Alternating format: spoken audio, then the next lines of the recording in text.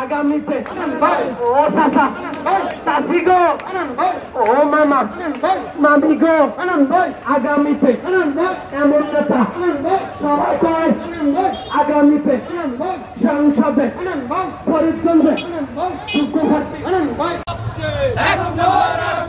জহির ভাই আসছে রাজপথ কাঁপছে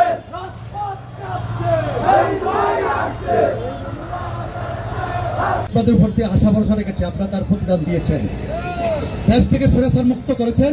মুক্ত করে ইনশাল্লাহ আমরা গণতন্ত্রের অপেক্ষা আছি নাকি? আমরা ইনশাল্লাহ আগামী দিনে গণতন্ত্রের জন্য অপেক্ষা করব। যখনই বাংলাদেশের একটি ভোটের অধিকার প্রয়োগ হবে তখনই গণতন্ত্র ফিরে আসবো। তাই যেমনি ভাবে তারেক রহমান আপনাদের প্রতি আস্থা রেখেছিল, তেমনি ফরিদগঞ্জের মাটির মানুষের নেতা আলহাজ আমির হান্নান সাহেব আপনাদের প্রতি আস্থা রেখেছিল।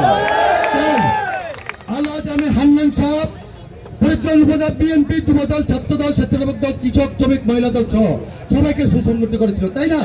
তাই যেমনি ভাবে তারেক রহমান আমাদের প্রতি আস্থা রেখেছে, আমরাও তারেক রহমানের প্রতি আস্থা রেখে আপনাদেরকে বলতে চাই, আগামী 2026 সালে তারেক রহমান আলহাজ আমির হান্নান সাহেবকে তাদের শীষ দিয়ে ফরিদগঞ্জে পাঠাবে। বিপুল ভোটে নির্বাচিত করে জাতীয় সংসদে বাংলাদেশের ভিতরে সর্বপ্রথম আসনটি তারেক রহমানকে আমরাই উপহার দেবো নাকি? হতাশ হবেন না, তারেক রহমান আপনাদেরকে মূল্যায়ন করবে, মূল্যায়ন করে এই আসনে আলহাজ আমির হান্নান সাহেবকে মনোনয়ন দিব, এই আশাবাদ ব্যক্ত করে বিদায় নিচ্ছি। খুদা হাফেজ। কোম্পানি সাহেবের ফ্যামিলি উনি না, উনার ছেলেদেরকে জিজ্ঞেস করেন উনার বাপের কি করেছে। আমরা আর বলতে চাই না, আমরা সকলকে আগামী দিনে রাজপথে থেকে আগামী 26 সালের সংসদ নির্বাচনে আলহাজ আমির হান্নান সাহেবকে পাঠাবো।